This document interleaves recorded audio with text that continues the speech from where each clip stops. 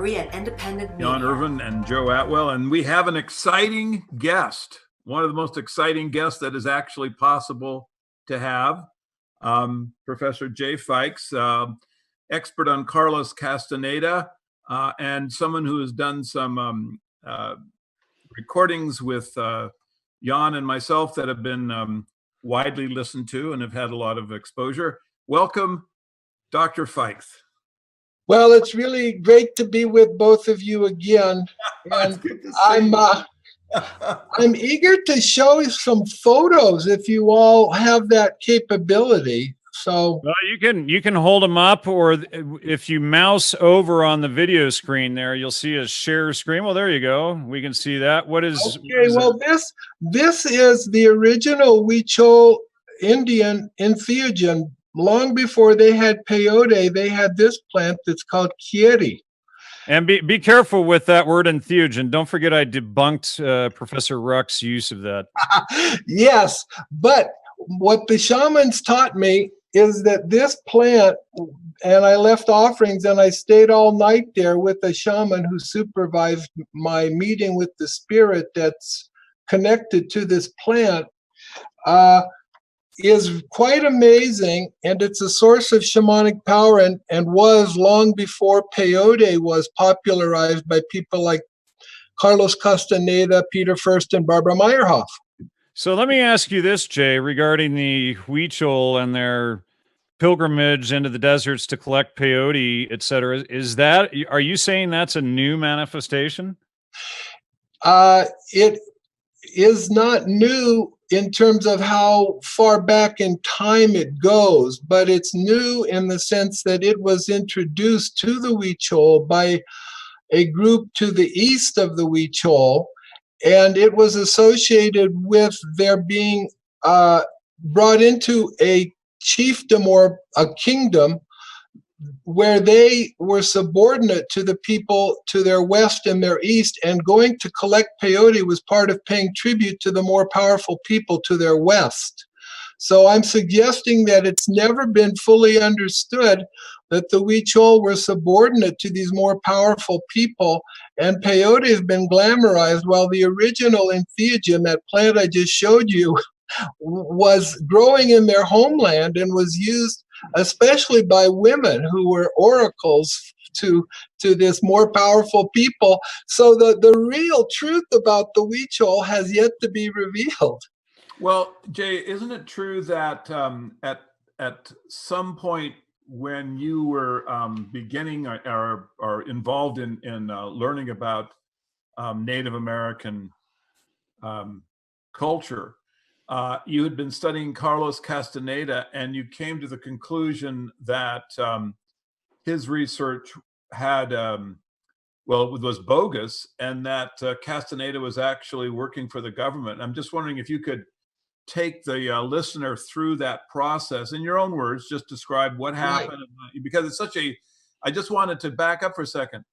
Jay's insight into Castaneda is one of the critical moments in sort of what can be seen as understanding the reality of the government, because before and let me just add really quickly, Joe, here. Jay, he's the one that you and I have talked about a few times on this show that was actually close, or at least you were associates of Gregory Bateson as well, who helped found the CIA, and you didn't know he was involved in all of this.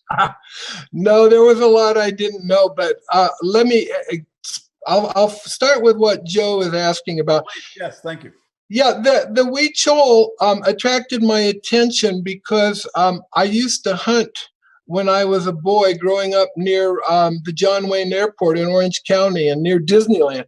I used to go hunting for rabbits and quail and doves. So when I saw this documentary film on the Huichol that was released in 1969, it was about their peyote hunt. And they were shooting arrows at the peyote, and the symbolism was all about the deer. So, wow, that grabbed my attention. Here, peyote was popular by then. This was 1969. And then it grabbed my attention because I was a hunter. So, wow, I had to go and find out all I could about the the Huichol and their rituals. So I went up there because of all this sensational hype that Peter Furst and Barbara Meyerhoff and Carlos Castaneda, whose book had just been published in 1968, all this hype had me excited. And for Castaneda, in that first book that he published in 1968, The Teachings of Don Juan, here peyote was the centerpiece. It was the reason why this so-called sorcerer or shaman called Don Juan had selected Castaneda to be his student, his apprentice, as Castaneda put it. So I was very excited about all that at that time, and I finally got up to the Huichols in 1976. Now, Jay, I've got some good news for you here. Well, actually, 2, 3. Well, let's start with this one that's sitting right in front of me. This is Department of the Army. This is from INSCOM, Global Army Command. Right. And they have sent me a response to the FOIA request that I filed on your close friend, Peter Furst. I'm kidding. Yeah, of course.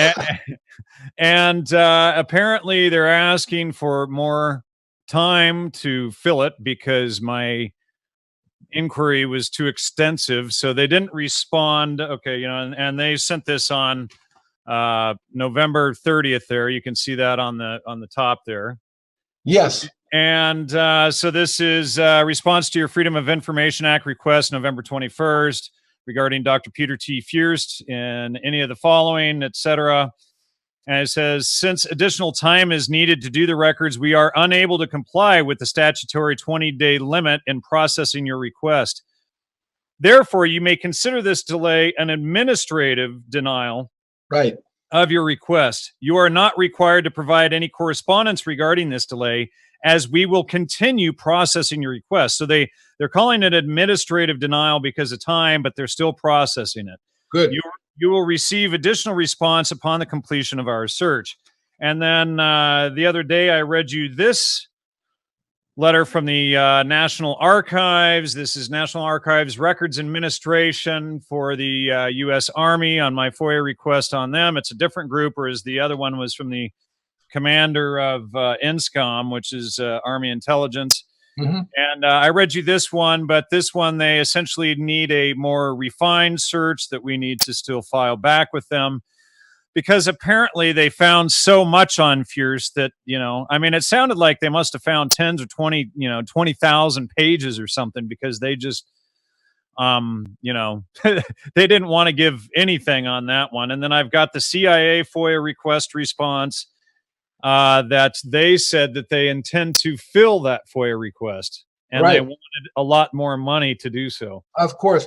Well, the long and the short of it is that through these Freedom of Information requests, we've discovered, I think, that Carlos Castaneda, Barbara Meyerhoff, evidently Peter Furst, and certainly Richard B. DeMille were all operatives, either CIA or Army intelligence or some kind of intelligence that was supposedly related to national security, and they didn't want to release these documents to us, certainly for Castaneda and Richard DeMille and Meyerhoff. They released. And thankfully, we found the good records on Castaneda right down the street from Joe there at the University of Santa Barbara, or UC Santa Barbara. Right. And what's interesting is when I first started suspecting something was when I went to the Huichol in 1976, and I discovered that this was the plant that they took me to that first trip, and this was the one that they were very excited about, telling me about. So I started to go to their sacred sites that first trip, and I saw things that none of those people, Furst, Meyerhoff, and Castaneda, were talking about. And I took peyote that first trip when I went up there. So I had my own experiences, and I knew right from then on that they were lying about the Huichol. So they're lying on every level, including the plants. Now, did you happen to read that that letter that I found at when I was at Princeton a couple of months back in September that I found from Barbara Meyerhoff and one of her friends, what was his name, Richard something or other. I think And they were discussing how they knew that Castaneda's work was all fiction, and meanwhile they worked with him for decades.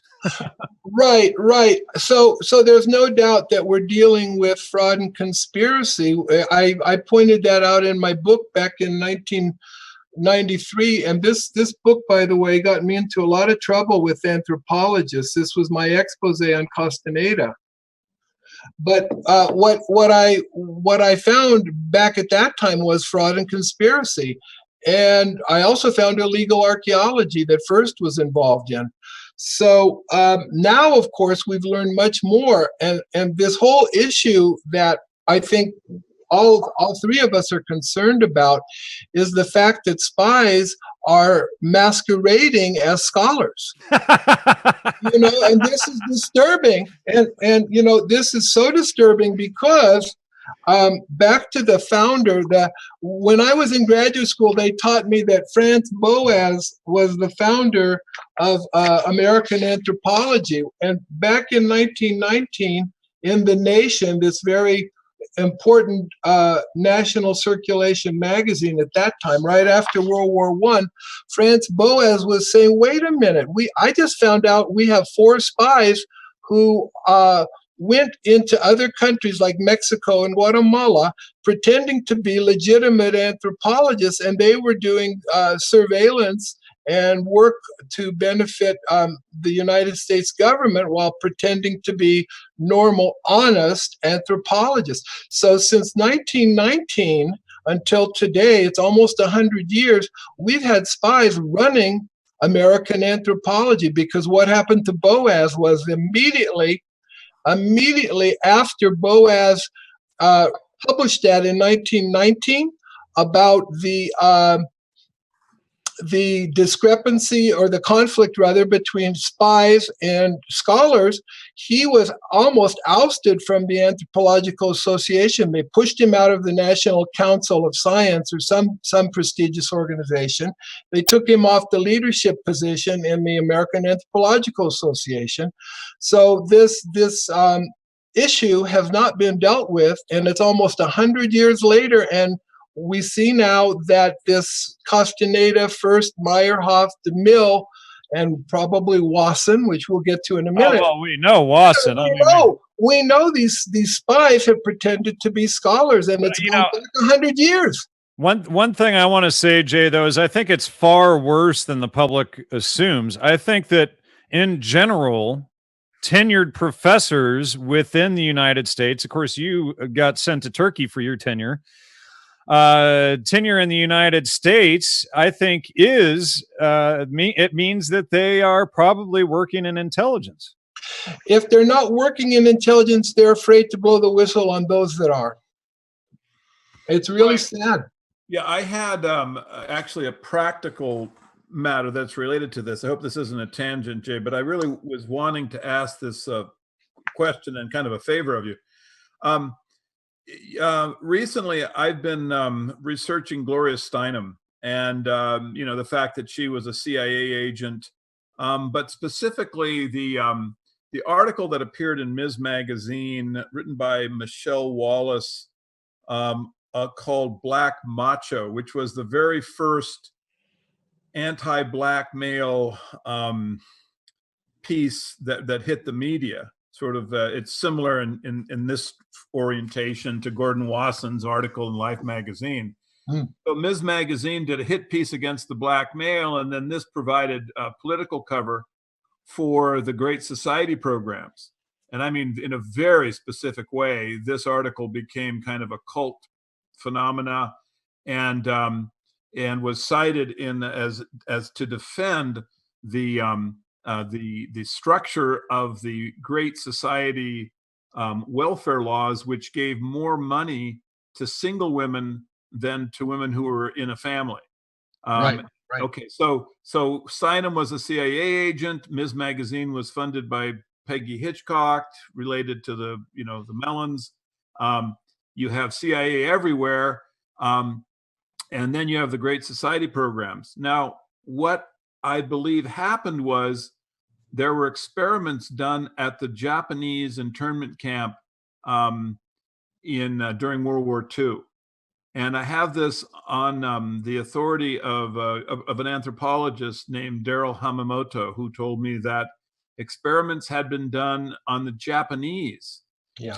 Isn't he a historian, actually, more I think accurate? he might be. Yeah, that's. I'm not exactly sure what his degree is. I know he's a professor, but I don't know. He's professor at UC Davis, I think, of Asian history. Asian history. And he's just Okay. absolutely brilliant guy, and he has done this research and told me in a personal exchange that this is what he believes.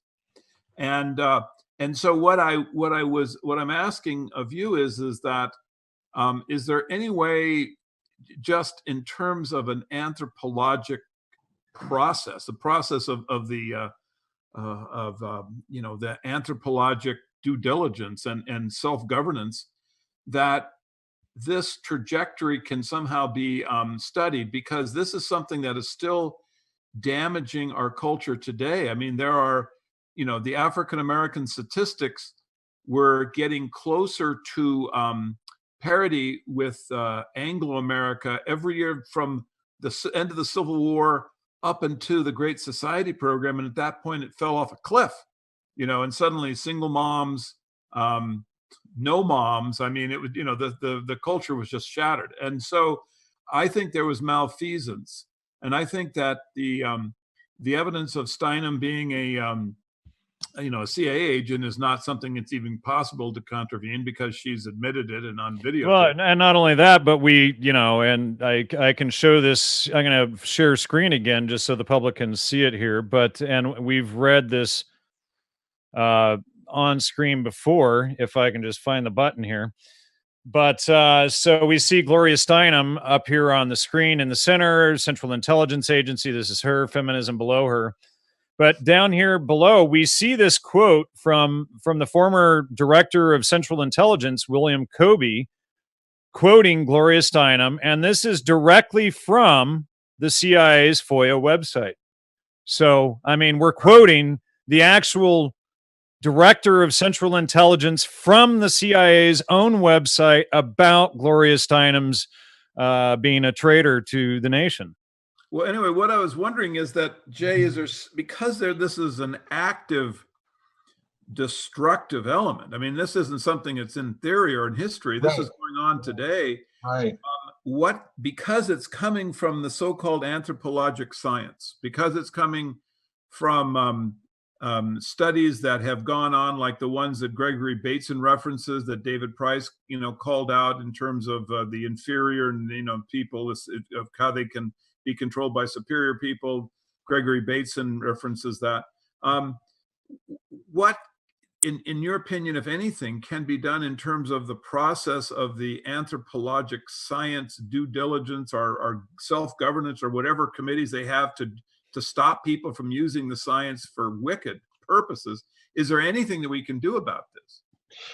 Well, my own personal experience with the American Anthropological Association's Ethics Committee was a shock, because there were three of us that filed complaints against Peter T. Furst for unethical conduct, or what we thought of as unethical anyway. Well, and instead of answering your responses, didn't they disband instead? What they did was they disbanded the part of the ethics committee that could do something to enforce the lack of ethics that we were identifying in Furst's behavior and his publication. So that sort of investigative and adjudicative part of the ethics committee was abandoned, was canceled, was abolished right after they dismissed our three complaints against Furst. So they have no intention, Joe, I'm sorry to say, because I really wanted there to be some teeth, so to speak, in the ethics committee. Well, now they've thrown away all their teeth. They pulled them out and thrown them away. I'm very pessimistic that they'll ever get back to doing what Franz Boas wanted them to do 100 years ago, which is give us truthful reports about people, whether they're Black, Hispanic, Huichol, Japanese, Anglo, but tell us the truth. Don't use it as a cover to lie about people for an agenda that some intelligence agency hands you. So Now, I'm optimistic, Joe. let me read Bateson's quote again. Gregory Bateson helped to found the CIA, and you were friends with him, and you didn't know that he was behind the CIA.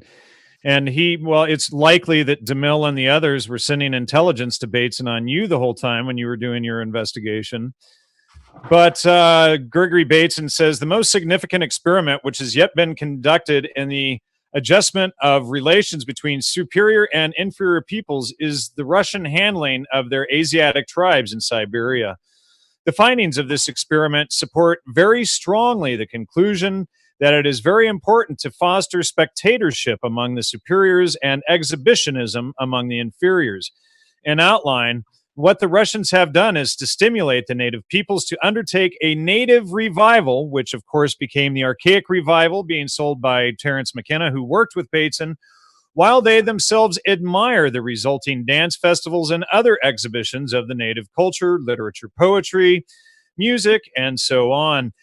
And the same attitude of spectatorship is then naturally extended to the native achievements in production or organization. In contrast to this, where the white man thinks of himself as a model and encourages native people to watch him in order to find out how things should be done, we find that in the end, nativistic cults spring up among the native people. So again, here we have the whole selling of the false mushroom religion into the Mazatec, the false peyote religion back into the Huichol, etc. The system gets overweighed until some compensatory machinery is developed, and then the revival of native arts, literature, etc., becomes a weapon for use against the white man. Phenomena comparable to Gandhi's spinning wheel may be observed in Ireland and elsewhere. If, on the other hand, the dominant people themselves stimulate native revivalism, then the system as a whole is much more stable, and native revivalism cannot be used against the dominant people.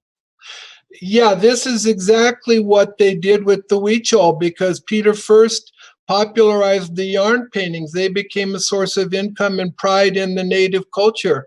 The peyote hunt, the same thing. The Huichols are known for two things more than anything else, and they're both exactly examples of this native revivalism, the peyote hunt and the yarn paintings. Do you have any of the bead or yarn paintings that you can show anyone accessible? Yeah, I'll get that in just a sec.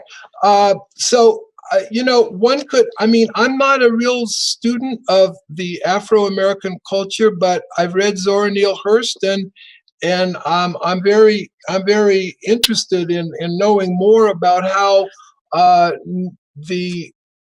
let's call it the entertainment aspect of Afro-American culture may have been co-opted or may still be co-opted in order to diffuse the radical political movements that we saw in the 60s with people like the Black Panthers.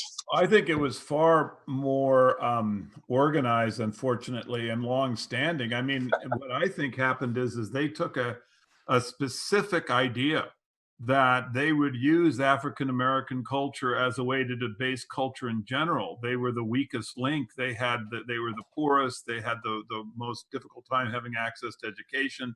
So what happened is they analyzed their music, they analyzed their culture, and then they decided to promote. You know, when you talk about the superior people providing approval over the exhibition of primitive culture, this is what then goes on with like rhythm and blues. I mean, all of those individuals who became sort of the entertainment icons of African American culture, where the heck do you think they came from? They didn't come out of thin air. You can really see if you go back through the entertainment history that a decision was made to basically take the African American community into a very primitive place. They wanted to take their music, And if you look at, for example, like how it's transitioned into rap music, which is just clearly well, and look, they didn't just target the black community with that, though, Joe. Look at how they've spread that into every other culture. Now you've got Tibetan monks in the Himalayas listening to that. But my point is that what they wanted to do was popularize it, by bringing it back as a native part of the African American community, following, like probably goes back to Bernays. I imagine this is where you probably had some of this stuff start to occur, because Bernays is like, and he's trying to promote integration. Remember, integration is seemingly a great idea. Everyone stands in favor of it, but it can be used as a weapon if you're going to debase an ethnicity and then fuse that ethnicity to someone else. This is what I think happened here. Well, it's interesting that all of many of the popular groups, starting like with the Rolling Stones and other groups in the United Kingdom, picked up on all of the musical currents that were popular among the Afro-American peoples. Right. And they took them over. They basically took them over. And the Grateful Dead, Dr. Hans Utter and we should bring him on this show next month when he gets back from India as well. But he and I did a 20-hour series, 7 video shows, and then 5 updates on the RBN network, and covering the whole history of music, mind control, and psychobiology, and how they used music and all of this for this mind control. And we take it back, primarily to the early 1900s. But he found evidence that there were groups using music for mind control and social control long before that. Yes, it's a powerful part of religious rituals all over the world, and it's going to continue to be that way because it does have a huge impact on our nervous system. But yeah, I think this strategy was used with the Huichol, with the Mazatec and the mushrooms, and anthropologists certainly were part of promoting this. And it does go back to Bateson's insights back in the very beginning of the CIA. This was something that they saw on their agenda as being important, and I think it was part of MK Ultra as well. Absolutely. Well, and you're absolutely right there, Jay. But let's look at the obviousness of Gregory Bateson being a famous anthropologist who helped to found the CIA. So the CIA is actually founded upon anthropology. Well, it has to be, because what the mission of the CIA was to figure out how to do covert operations instead of getting us into a nuclear war or another World War II. Well, and there's a lot to that probably needs to be questioned there as well. But from my records, the CIA appears to have been founded on this whole principle of degrading society. I mean, that seems to be what they were initially founded to do. Or let's say at least controlling. Yes. The language that Donovan used when he went to Truman to try to justify making the OSS a peacetime organization came from Bateson. Bateson actually can honestly be described as the creator of the CIA. He created the rationale. And the rationale is just as Jay said. And in addition to that, Bateson clarified that, look, we're going to control populations. So then when you see MK Ultra, right, and you see people being given LSD in San Francisco by the CIA, you're just looking at basically the logical continuation of what Bateson overtly gave as the rationale to create this organization, to fund it after World War II. So MK Ultra and the control of the population and the creation of the counterculture, that shouldn't be a surprise to anyone who looks at Bateson's language and particularly looks at the at his letters that he wrote, that are available through the Freedom of Information Act. I mean, Jay, it was to be expected. This is really what he had in mind. I know. I can see it now very clearly. Like I said, going back to the Huichol where I did my research, I can see that's exactly what they did with the peyote hunt and the yarn paintings, was to create some pride in the native culture. And instead of helping the Huichols by empowering them, by giving them the right to self-determination, a political freedom, they co-opted their culture. And in fact, they are now lying to the Huichols about what their own culture Well, is. and the Mazatec. Now, you mentioned Disneyland earlier. I remember as a kid, because we all live in Southern California here, but I remember going to Disneyland as a boy and seeing these native revival theaters that they had at Disneyland. You'd walk in, they'd have everybody go into this gigantic teepee, and they would do this whole theater thing with song and dance. And, sometimes at Knott's Berry Farm, they had Indians there doing song and dance and stuff. So looking back, and we have connected Disneyland and Walt Disney, et cetera, to the whole intelligence community as well. But looking back, we can now see that all of that was native revivalism. Right, and beyond native revitalism, because if you look at Disney in the original line, remember the Mouseketeers. One of the very first representation to children is that of them being animals. Yes. They would have mouse ears on. Even though this is extremely subtle, it is neurolinguistic programming. It's basically seeding the ground for a collection of people that sees themselves as below humanity, below human, normal culture. And then you go from Disneyland, these same individuals who are wearing the Mouseketeer hats, looking at, Fantasia, end up at Woodstock on LSD. I mean, these are the same individuals. They're the ones who are wearing the Mouseketeer hats. They're the ones who are staring at Fantasia and all the amazing colors and all of the strange neurolinguistic programming that's going on in that film. And then they're introduced to drugs vis-a-vis Watson and the whole fake story about what went on between and him in Mexico. And you really start to see all of these strands. Coming together and providing a great deal of clarity. Woodstock just being a really good example. And once again, I'm going to say this the last time because I don't want people to think I'm too much of an admiration society. But I mean, Jay really did do an extraordinary gift for mankind when he brought out courageously his expose of Carlos Castaneda.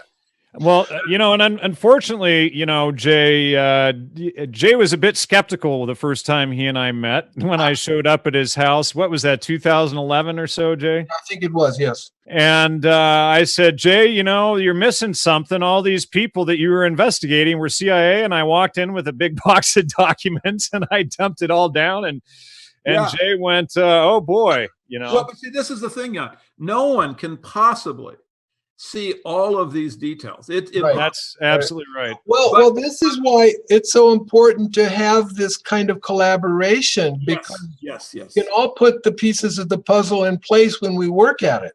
Right, exactly. But the thing about Castaneda was he was able to, I think, fool so many of the anthropologists. This goes back to the question we raised earlier. If the anthropologists aren't active intelligence agents themselves, then they're being controlled by those people because they're not independent from them. Right. Well, and we shouldn't forget to at least briefly mention the millions of neo-shamans out there today that got duped by Castaneda and McKenna and all these guys. Well, this was their plan. This was what Joe was saying. This was their plan. I just happened to stumble on it because I found the real thing. I showed you that plant, and I went to these sacred sites that you can see the pyramid there in the middle, that had to do with the ancient Huichol culture that's nothing like the phony baloney Furst and Meyerhoff and Castaneda were promoting. They were promoting native revivalism. That's culture. right. Yeah. Well, and thankfully, Peter Furst died about 6 or 8 months ago, and it took us till September, October to finally get a hold of an obituary to file a FOIA request on him, because, you can't file a FOIA on a living person. What's really interesting to me, though, is Castaneda talked about erasing personal history. And this for me is a perfect indicator, symbol of what the CIA does. They destroy all the evidence to cover their operations. And DeMille was the one that introduced me to that, even though Castaneda talked about it. DeMille destroyed this tape recording that he did with Barbara Meyerhoff, another CIA agent. and published it in his second book, supposedly debunking Castaneda. But actually, what DeMille was doing was what you and I, what the three of us would call damage control, which was not to show that Castaneda was part of a cell, part of a plot to promote native revivalism with the Huichol and create a kind of counterculture based on that in the United States and Mexico. But instead, he was supposedly the great debunker of Castaneda. So when I asked him, when I wrote him and said, well, wait a minute, let me have a copy of that tape recording. Turn down your speakers. We're getting feedback. I guess I'm too excited. No, you got your speakers too loud. Turn them down. I'm getting excited. Yeah. So anyway, somebody's got their speakers too loud. We're getting awful feedback here. Yeah, you guys go ahead and I'll pick it up in a minute. Well, you can finish your thought there, but Okay. I've got headphones on, so I know it's not me. Okay, so what I was trying to say was that Castaneda was able to fool people because he was part of a team. They were all promoting each other. Right. Well, and that's the importance of these academic cells that I exposed in the Spies in Academic Clothing article, because now, from initially stemming from your work and then my work into Gordon Wasson and even Joe's work, now we can begin to see how these academic cells work. We can see that Timothy Leary was in academic cells as well. What I have been more surprised about anything else is the pervasiveness of it, the interconnections. For example, with R. Gordon Wasson, I don't know if you remember this, Jan, but Fernando Benitez wrote this huge 4 volumes, I believe. Sure. USA Mexico, and in 1960, the Mexican government, and this is what, 6 years after Wasson first discovered the psilocybin mushrooms down there with Maria Sabina. After 10 trips and already taking them, and I did find a much earlier report that he took them years earlier. That's why I was saying at least 5 or 6 years. But anyway, what they did, the Mexican government in 1960, they put a government center in Huautla de Jimenez where Maria Sabina was living. And so guess who shows up the first time, supposedly, this is the cover story maybe, the first time that Benitez was ready to go to a mushroom ceremony and ingest these mushrooms, well, guess who supposedly out of thin air shows up? None other than R. Gordon Wasson. And Wasson supposedly talks Benitez out of using the brujo, the shaman, that he had decided to do the mushroom ceremony with. And instead, Wasson diverts him over to Maria Sabina. So here's another example of probably a cell at work. Yeah, it's very clear. Maria Sabina wrote that book with Alvaro Estrada. Actually, he typed it, she spoke it. But it's very clear that she was coming out to attack and expose Wasson in that book. And there's 2 very clear statements in the book that they didn't practice any form of religion like that until Wasson came along. But it's in that book, Wasson, somehow the publisher of the book allowed Wasson to print the introduction to it, which usurped Maria Sabina's whole exposure, because now Wasson is speaking before she says anything. So my suspicion is that Wasson showed up in Huautla de Jimenez for Fernando Benitez's debut to control the whole situation. That's absolutely right. And now that you mention that, here's a book that Peter Furst edited and did exactly the same thing. This was Benitez's work translated into English. You didn't tell me that was Furst's translation. So have we checked that against the Spanish? I have not done a thorough job of that, but the reason I'm holding it up is because there's a little promotional blurb there, right? Can you read that? A revealing first-hand report from the world of Castaneda's Don Juan. Exactly. So here we've got Castaneda and the peyote floating up into the air with a huichol, and it's all from Benitez translated into English. So yes. Now, do you think that? Do you still think Benitez was legitimate, or do you think he was one of them? I'm beginning to wonder whether you're starting to come to my side. I'm starting to see it your way now, Jan. Yeah, but here's the thing, Dee. The reason why it was harder for me to see that is because Benitez is, I think, giving us very accurate information about the Huichol. Maybe he left all the disinformation to Furst and Meyerhoff and Castaneda there. I don't know how much of his Mazatec work is really solid. I mean, you're right. He depended on Maria. And he's the only author in all of ethnobotany and ethnomycology to expose that the Mazatec were relocated for that dam project. Yeah. And and I've got 50 books on this subject in the other room, and not one of them mentions it. That's right. So that's why, Joe, that's why I had trouble believing what I'm starting to believe. Maybe Benitez was one of them. Before we end, I wanted to get in one thought. Joe, don't forget we've got 8 extra minutes because I know. But okay. I just wanted to get this thought to ask Jay. You mentioned that the ethics committee had been defanged. Yeah. Is there any chance, is there any path that you can see that's possible whereby some group of anthropologists can organize themselves to try to at least put out the questions that are natural from the exposures that we've done and David Price has done, for example, that could get some publicity?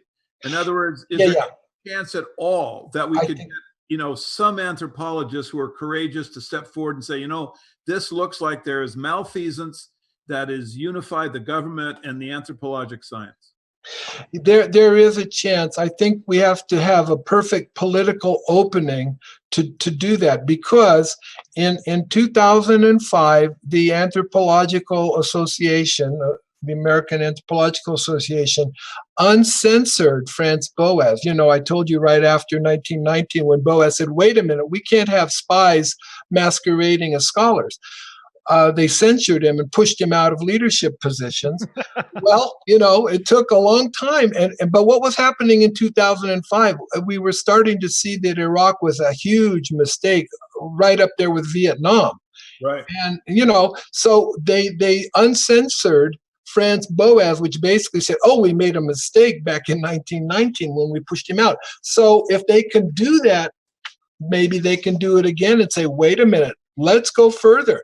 Let's really go back to this distinction between working for the government as an intelligence agent versus doing honest anthropological research in order to help the native peoples as well as non-natives to cope with the problems that they're having. Because this was originally what anthropology was intended to do, was to be a kind of scientific, or at least a truthful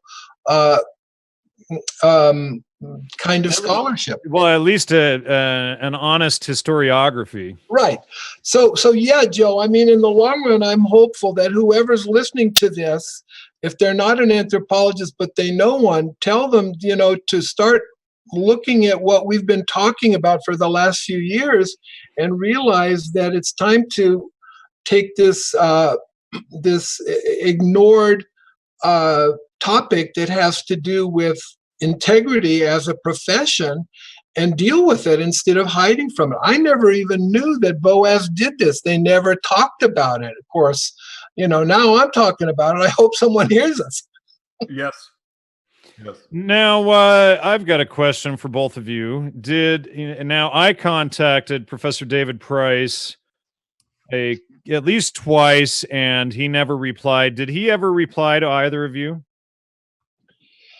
He replied to me, and he sent me another essay that I read about this academics, spies pretending to be academics. And he was the one that called my attention to the 1919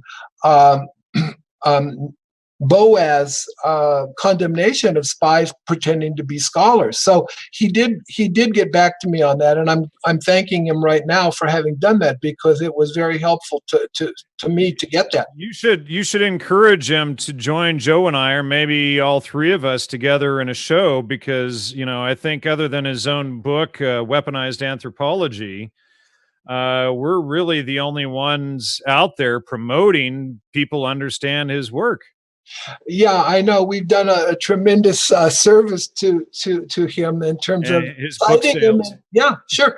But I want to say something, because when I started out, what I wanted to do was honest ethnographic research on the Huichol rituals, and I'm still trying to figure out why it was such a threat to the CIA that they had to defame me and destroy my career. Well, we see it now. I mean, I don't have any idea, any doubt why they did that to you, why they did it to me, for that matter. Yeah. So, I mean, we're right at the heart of the whole spy thing. The thing is this. So one thing I do want to say, because Bateson was a mentor for me. And Price points this out. David Price points this out in this Anthropologist's Spies. Let me get the exact. Yeah, Anthropologist's Spies. He points that out. He says it's Bateson certainly and others were active in World War II to help the government in whatever way they could when we were fighting the Nazis and the Japanese. But they did not pretend, or he thinks they didn't anyway, they did not pretend to be legitimate anthropologists. And actually, when they did their field work, when they did their research with the people in New Guinea or Bali. Well, now wait a second, because let's look at Margaret Mead's associates, and I'm pulling this up in the brain database right now. Okay. So let me just share screen here, because Margaret Mead, she went, okay, so we have Franz Boas here. Yeah. Okay. And so Franz Boas studied under Wilhelm Wundt. Wilhelm Wundt was University of Leipzig. This is where a lot of this stuff comes from. So I know you're going to challenge me on this right now, but maybe in a couple of years you'll agree with me that it appears that Franz Boas was dirty as well. But Margaret Mead, of course, was Gregory Bateson's wife, and anthropology, they're both into all of this, but this stuff goes right up into this thing that we've been looking at here. Just remember that Edward Bernays is at the turn of the 20th century, 1905, 1910. He is working with Sigmund Freud, his uncle, to begin the process of debasing American culture. When you look at the specific things that he is introducing into culture in the early part of the 20th century, and then go forward 50, 60 years to Woodstock, you can see that it didn't really begin with Bateson, that the program was focused and refined by Bateson and by that collection of anthropologists, but that it had begun literally 50 years before. Yeah. That's right. Now, I think this is important. We're just starting, all three of us, I think, to see that it was way before OSS. That's why I brought up the 1919 problem that Boaz fell into. Jay, look on the screen here, both of you, actually. Okay, so we've got, out of Wilhelm Wundt, he influences the creation of the Tavistock Institute that we've all been studying. Right. Sigmund Freud. Look who's over here, Edward Bernays. Yeah, of course. Okay, so we've got Edward Bernays, we've got Margaret Mead, we've got the Tavistock Institute, even John Dewey is right here, is Franz Boas, Wilhelm Wundt. All of these are directly under Wilhelm Wundt at the University of Leipzig. So he's, Wundt is a nexus of this, okay? And then it flows out from the Tavistock Institute into the drug culture. We see John Dewey destroying education and all of that. And then here's Ivan Pavlov under Wilhelm Wundt as well. Hey, Jay, I just want to mention, and then if you go from wait, just 1 second, Joe. 1 second, and then I'll give it to you. Look who else is here. Bronislaw Malinowski. I mean, it's right in the middle of it. Yeah, of course. Joe, what do you got in mind? I just had one really amusing digression. If you go from John Dewey to his granddaughter Alice, you then have Anne Durham, who was Alice Dewey's student. And in fact, Alice, who was John Dewey's granddaughter, wrote the foreword, the preface. She was working with Gregory Basin at the University of Hawaii, and she praised Anne Durham for her attack on modernism. When Anne Durham went back to Indonesia to like basically set up the microloans and all of the craft culture, you know, that would keep them frozen in place.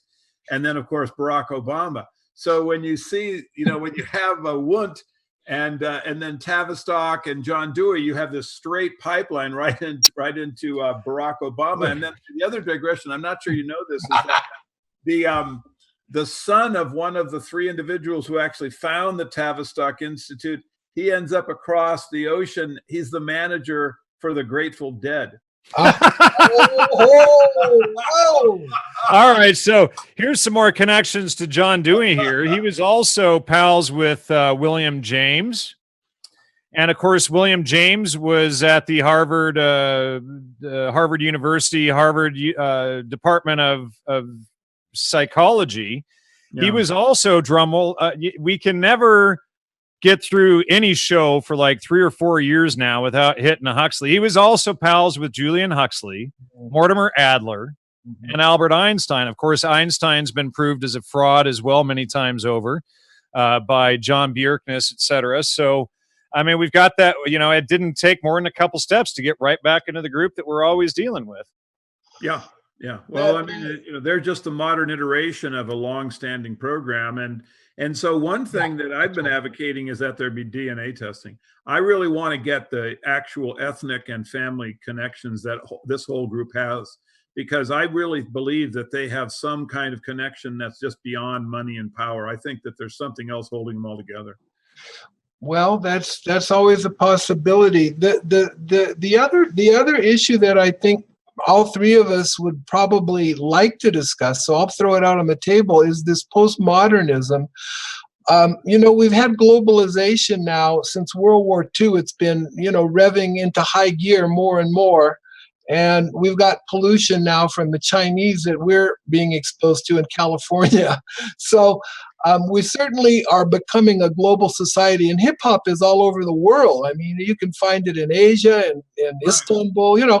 So we've got globalization, which is making us all share a common global culture, which is largely a commercial. I think you mean a homogenized culture. Right, a homogenized version of culture. And then what we have in many of the universities, and maybe most of them, is this idea of postmodernism, which is a kind of collective solipsism. You can only know your own little ethnic group. You, Jay Fikes, can't talk about the Huichol or the Hispanos o los Mexicanos o los miembros de la Iglesia Nativo Americano, right? I'm not supposed to be able to do that. But I think this is all nonsense, because we have had a history of people having more than one identity. They're bicultural or tricultural, or they get captured and become Indians when they started out white, like the mother of Quanah Parker. She was a white woman captured by Comanches, and the son is bicultural, speaking English and Comanche. And well, this was the way it was for hundreds of years in North America. We had people being assimilated from one group into another and being bicultural or more. And Parker's grandson had contacted me, what was it, Jay, maybe a year and a half ago, and he said that he agreed with me that the whole selling of peyote into the Native American, you know, through the Native American church, but selling peyote into Native Americans was essentially a controlled religion. It was, you know, it's an amalgamation of Christianity and Native religious practices, but it's very possible that that was manufactured to further control Native Americans, but be a very slick way to do it. But I did have that conversation directly with Parker's grandson. Yeah, and it's interesting. It's interesting because this is a pattern. They take a culture that is weak, that has some thing about it that enables it to be easily exploited, like the African Americans after World War I, or the Native Americans after the genocide. Yeah. They then take that culture and debase it. Yes. They're able to debase it very easily. And then they take the middle class culture and shove it into it.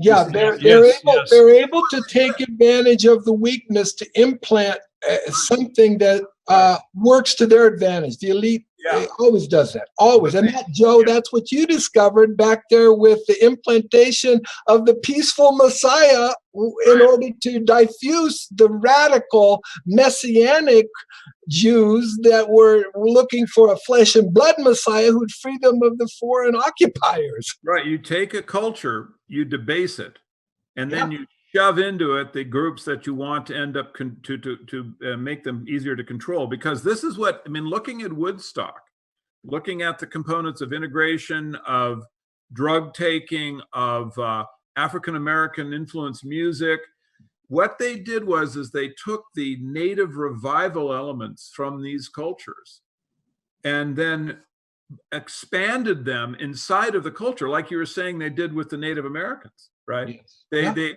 expanded those elements, the shaman, this is Carlos Castaneda. Yeah, they did the same thing with African Americans, and then they take the middle class culture and shove them into it, because that's right. They're like weapons they can use to get them, because they're not, like you're saying, they're not transitioning to healthy cultures with healthy cultural transition. The so-called multiculturalism that we have is a CIA culturalism.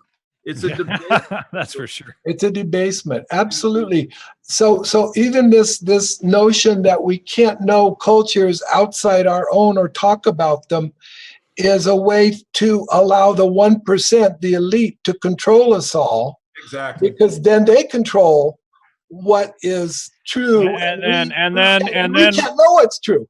And then Wasson goes into the New York Times, and what was that, September or something like that, 1970, and then does this big old crocodile tear story about Maria Sabina and all these hippies and washouts going down there and how horrible they were. How dare they go down there? Meanwhile, he's working directly with Alan Dulles in the highest levels of the CIA. So he had to be intricately aware of this whole thing that we're discussing here. He's a lifetime actor. They're lifetime actors, and this is the other part of what I think the three of us have discovered is the celebrities are being created by the CIA. Well, sure. I mean, that's why we got to call them the Central Entertainment Agency, right? Yeah. But, it's been going on for at least 2,000 years, and I wish people would wise up to what has happened to us all. Well, look how much work it took the three of us to get through it, to even start trying to explain it to other people. And then you've got all the ad hominem attacks and everything every time you try to talk about it with anyone. I'll tell you, this is a moment where great change could happen very easily, because the internet enables real information to be exchanged. And I am seeing in social groups that I'm attending, which are not radical in any way, curiosity about 911, curiosity about the counterculture, curiosity about Hollywood, about what is in back of all this. I can sense there's a kind of suspicion about what we're being told. That has never in my lifetime been something that just everyday Americans have. And I know that when you look at like Cass Sunstein's statement that to the effect that democracy can't exist with these conspiracy theorists, we may have to find a way to shut them off. He's saying that kind of stuff, ending the First Amendment, because it's biting. Because what's going on, they're realizing, wait a second. What we need to do is nudge back, use Cass Sunstein's own work to nudge them back and to reverse all of this. Because to use the controversy to expand further the public awareness of the malfeasance. Right. Organized malfeasance. And every time they try to get rid of the First Amendment, we go, wait a second. they need to do it because malfeasance is getting exposed. Absolutely. Now, Jay, your books. Yeah. Okay, this was the first one, Carlos Castaneda, Academic Opportunism in the Psychedelic 60s. But The Unknown Huichol is my last book, and it reveals aspects of the Huichol culture that have been hidden, basically, from outsiders. I tried my best to understand what the shamans who taught me knew, and to accurately present it. So Unknown Huichol is a book that I'm proud to stand behind. There's no fabrication in it at all. And I'm Jan Irvin, Gnostic Media, GNOSTIC media.com. Joe, your website? CaesarsMessiah.com, postflavianana.org. My books are Caesar's Messiah and Shakespeare's Secret Messiah. Hey guys, I really want to thank you, Jay, Jan. It's been an absolute pleasure, and I hope the audience got as much kick out of it as I did. And with Jay, we'll have to have you back on again. I'm relentlessly dragging you out on the shows. You are. Now that I got the hang of getting through the technical stuff, I'll be glad to see you again. All right, everyone. Take care. Good night. Bye-bye. Good night.